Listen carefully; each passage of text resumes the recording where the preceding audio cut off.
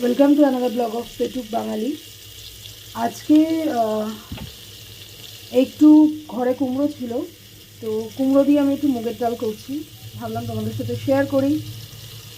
তো বেশি কিছু ঝামেলা নেই, আমি চেষ্টা করি সবটাই প্রেশারে করার।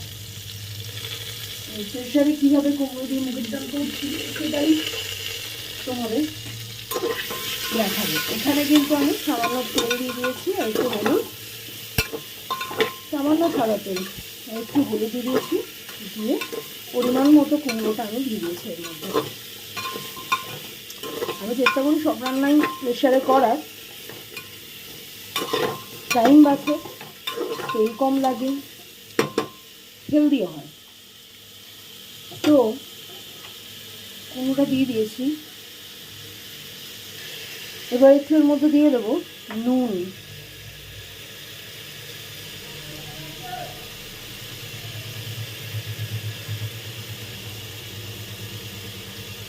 সামান্য দেবো, কারণ পরে যখন ডাল দেবো তখন কিন্তু আবার নুনটা দিতে হবে, কারণ ডালে জল পড়বে।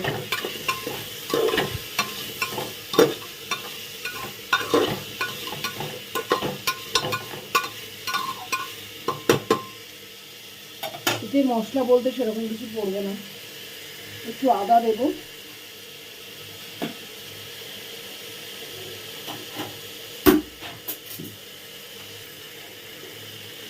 তো আদাটা দিয়ে দিয়েছি, আদাটা কুড়ে দিয়েছি।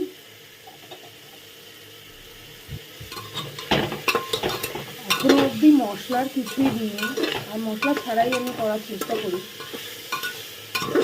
হেলদি হয়, টেস্টি হয় এবং তাড়াতাড়িও হয়। একটু আদা একটু নুন পড়েছে। এবার এই মুগের ডালটা দিয়ে দেবো। মুগের ডালটা কিন্তু আমি জাস্ট ধুয়ে রেখে দিয়েছি, এটা কিন্তু আমি ড্রাই রোস্ট করিনি, আমি জল দিয়ে ধোয়া করে রেখে দিয়েছি। এবার এটা দিয়ে দেবো।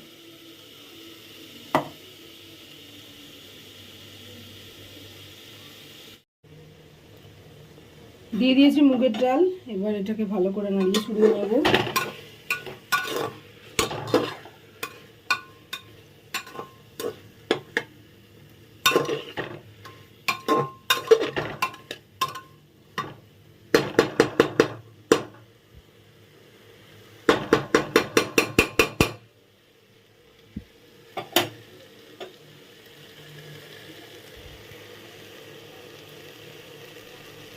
এবার এটাতে দিয়ে দেবো পরিমাণ মতো জল। জলের পরিমাণটা তোমরা যেরকম খাবে সেরকমই দেওয়ার চেষ্টা করবে। আমি ডালটা একটু ঘন ঘন খাওয়া পছন্দ করি, বেশি পাতলা পছন্দ করি না,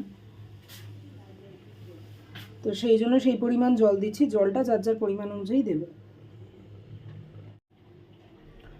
তো জল অ্যাড করার পর দিয়ে দিচ্ছি পরিমাণ মতো নুন।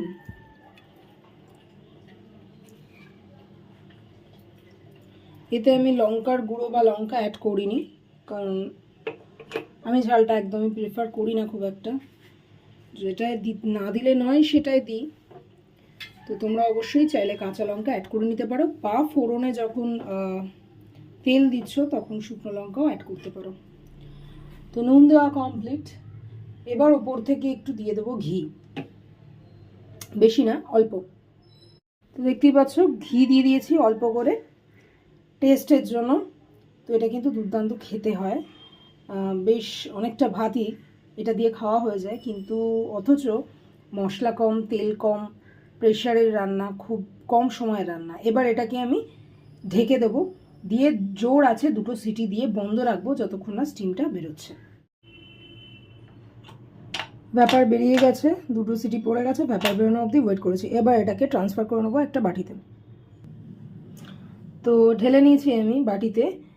এটা দেখো, পাতলাও না, পুরোপুরি ঘনও না। আমি ওই জন্য বললাম আমি একটু ঘন ঘন ডাল খেতে পছন্দ করি, বেশি পছন্দ করি না, একটু ঘন হলে আমার ভালো হয়। তো তোমরা তোমাদের পরিমাণ অনুযায়ী জলটা দেবে, যেরকম তোমরা খেতে পছন্দ করো। তো তৈরি হয়ে গেছে কুমড়ো দিয়ে মুগের ডাল, হেলদি এবং চটজলদি একটা প্রেশার কুকারের রেসিপি, যেটা খেতেও খুব টেস্টি লাগবে, কিন্তু শরীরের জন্য ভালো। কম তেল কম মশলায় তৈরি। তোমরা চাইলে এতে কিন্তু গাজরও অ্যাড করতে পারো, আমার কাছে ছিল না, থাকলে আমি অ্যাড করে দিতাম। এটা বেশ সুন্দর একটা তৈরি হয় ডাল, যেটা এটা মুগের ডাল দিয়ে আমি করেছি, তোমরা চাইলে মুসুর ডাল দিয়েও করতে পারো। তো চলো আজকের মতো টাটা।